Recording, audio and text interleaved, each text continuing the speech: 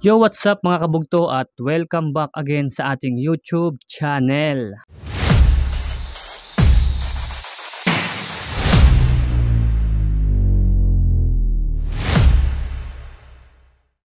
So for today's video mga kabugto, joke time muna tayo, no? So meron tayong kwento. Ito ay kwento ng dalawang magkasintahan at isang aswang. So kung naniniwala kayo sa mga aswang, nasa inyo na yon. Kung hindi naman, nasa inyo na rin yun, no? So ganito ang kwento. Ang pangalan ng lalaki ay si Pedring. At ang babae naman ay si Milagring. Sila ay magkasintahan, ngunit patago o palihim ang kanilang pagsasama o ang kanilang relasyon. Isang araw, nagkita sila sa bakanting bahay. So, si Milagring at saka si Pedring, nagkita sila sa bakanting bahay, no? Na kung saan silang dalawa lang ang naroroon.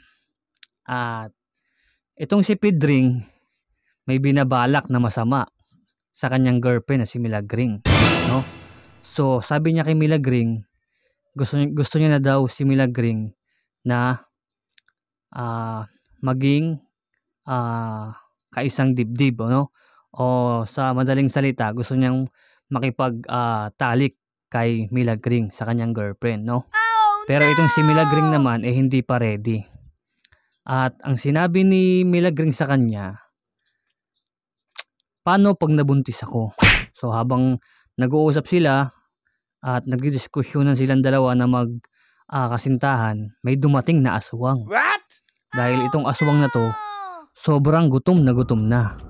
At sabi ng aswang, aba, may naligaw na dalawang tao dito sa bakanting bahay. Pagkakataon ko na to para makakain ulit ng tao. So sabi ng aswang, matagal-tagal na siyang hindi nakakain ng tao. Di ngayon yung aswang dumapo sa bubong ng dahan-dahan at dumungaw. At habang nagdidiskusyonan yung magkasintahan, sabi ni Pedring sa kanyang girlfriend na si Milagring, mahal na mahal kita, kaya pagbigyan mo na ako. Gustong-gusto na kitang maangkin. At sinabi ulit ni Milagring, paano kapag nabuntis mo ako? Pananagutan mo ba ako? Sabi naman ni Pedring, huwag ka na mag-alala, bahala na yung nasa taas. Sakto, nasa taas yung aswang. Biglang napakahamot sa ulo yung aswang. Patay tayo dyan, sabi ng aswang. Bakit ako?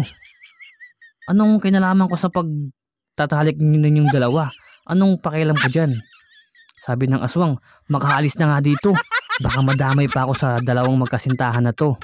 At doon nagtatapos ang ating joke time. So hindi ko alam kung natawa kayo, no? Pero try lang natin magpatawa sa video na to. So yun lang mga kabugto. Bye-bye!